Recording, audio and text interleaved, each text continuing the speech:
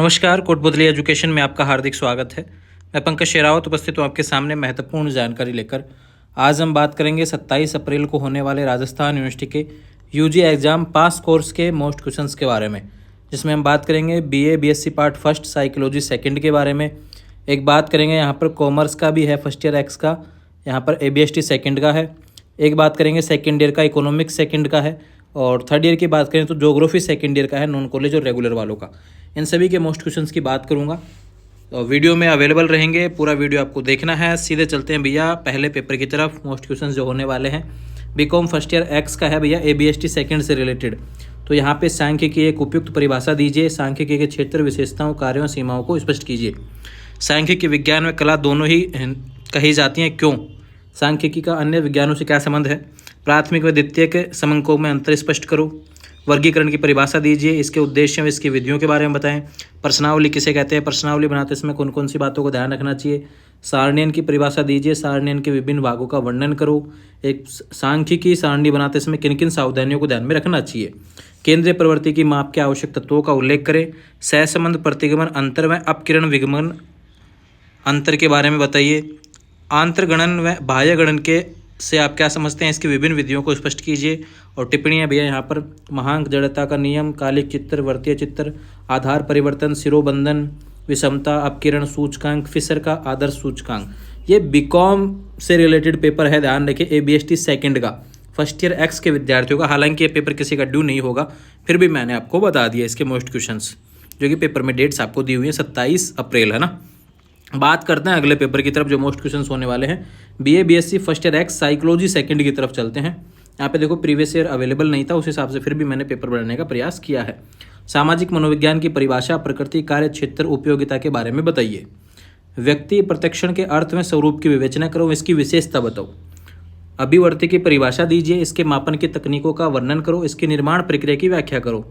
शील गुण सिद्धांत समझाइए। नेतृत्व का प्रासंगिकता सिद्धांत भी आपसे पूछ सकता है। संचार क्या है? संचार के प्रकारों का वर्णन करो। संचार किससे प्रभावित होता है? इसकी व्याख्या करो।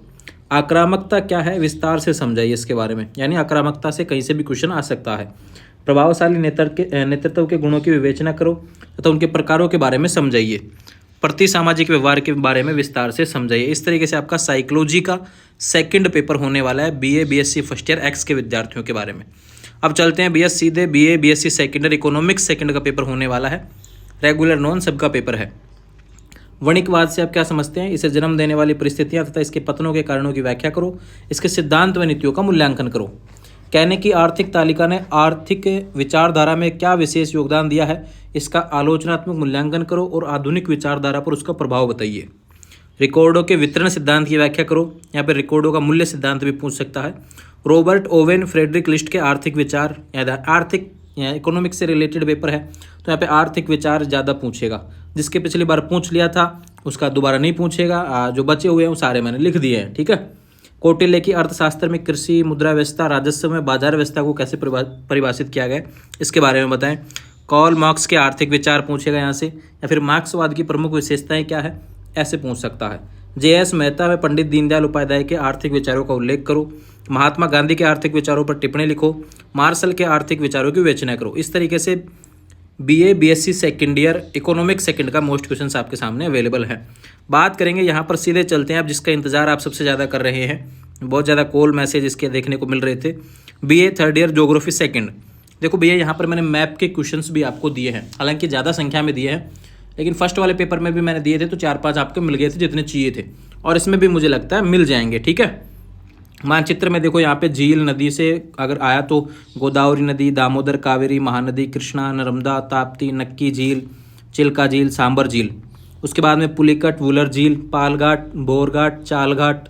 और फिर बात करें बोकारो, रायपुर, श्रीहरिकोटा कहाँ है, त्रिपुरा कहाँ है, काजीरंगा कहाँ है, द्वारका, बिलाई, रानीगंज, विशाखापट्टनम, कोकण तट, कोरोमंडल तट, गिरी में केवलादेव राष्ट्रीय उद्यान, गुलमर्ग, कच्छ की घाटी, कांडला, कर्करेखा, नीलगिरी, मालवा पठार, सतपुरा, श्रेणी, गुरु शिखर, अंडमान निकोबार, नाथुरा दर्रा और थार का मरुस्थल। ये पिछले 5 साल में आए हुए हैं। अब यहाँ से रिपीट हो जाता है, देख लेना, यहाँ से मिल जाएंगे आपको जितने मानचित्र में चाहिए, ठीक है। फिर भी थोड़ा सा प्रयास खुद की तरफ से भी करके जाएंगे। बात करते हैं यहाँ पर क्वेश्चंस की तरफ चलते हैं सीधे। भारत को प्रमुख भौतिक विभागों में विभाजित करते हुए प्रत्येक का वर्णन करो। जिसमें प्रायद्वीपीय पठार और विशाल मैदान से रिलेटेड, हिमालय वगैरह से रिलेटेड क्वेश्चन आपको देखने को मिल सकता है। भारतीय मानसून की उत्पत्ति में क्रियाविधि का वर्णन करो। भारतीय मानसून पर अल नीनो प्रभाव को समझिए, ये इंपॉर्टेंट हो सकता है आपके लिए। भारत में खनिज, कोयला, लोहा, इस्पात, पेट्रोलियम, सौर ऊर्जा का वर्णन करो। इनमें से किसी भी एक के बारे में पूछ सकता है, पिछली बार ये नहीं आए थे। ठीक है। जनसंख्या वृद्धि से आप क्या समझते हैं? जनसंख्या वितरण को नियंत्रित करने वाले कारकों का वर्णन करो। जनसंख्या घनत्व और वितरण के बारे में भी बताएं। यहाँ से इस तरीके से क्वेश्चन आ सकता है। भारत के आर्थिक प्रदेश में औद्योगिक प्रदेशों का वर्णन करो। यहाँ पे किसी एक के बारे में पूछेगा तो भी इसमें से क्वेश्चन आएगा, या फिर डायरेक्ट ऐसे पूछ सकता है भारत के आर्थिक प्रदेशों के बारे में बताइए। ठीक है, इस तरीके से क्वेश्चन। अगर कृषि से रिलेटेड क्वेश्चन आया, जो कि पिछली बार नहीं आया था, इस बार चांस बनेंगे। भारत में कृषि में हरित क्रांति का वर्णन करो, या फिर पंचवर्षीय योजनाओं का वर्णन करो। इन तीनों में से एक क्वेश्चन आपको देखने को मिलेगा। भारत में वन, जलवायु, मिट्टी का वर्णन करो। पिछली बार वन से भी रिलेटेड क्वेश्चन आ गया था, जलवायु से भी आ गया था। इस बार मिट्टी भी इंपॉर्टेंट है, लेकिन वन और जलवायु को भी आप देख जाएंगे। शॉर्ट क्वेश्चन या फिर क्वेश्चन यहाँ पे देखने को मिल सकता है, टिप्पणी में आ जाए अगर क्वेश्चन। भारत में परिवहन तंत्र का वर्णन करो एवं भारत में सड़क परिवहन विकास पर एक लेख लिखो। भारत में गेहूं, चावल, चाय के लिए भौगोलिक दशाओं को बताते हुए उत्पादन क्षेत्रों को बताइए। टिप्पणी की बात करूं तो इंदिरा गांधी नहर परियोजना, विदेशी व्यापार, भारत में पर्यावरणीय मुद्दे, जल संरक्षण, आर्थिक नियोजन, ये सभी क्वेश्चंस मैंने 11 क्वेश्चन आपको दिए हैं, जो कि मोस्ट इंपॉर्टेंट होने वाले हैं आपके 27 अप्रैल को होने वाले एग्जाम्स के।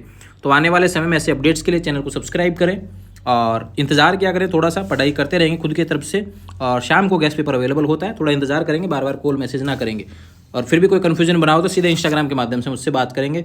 जुड़े रहेंगे चैनल के साथ, चैनल को सब्सक्राइब करें। Thank you.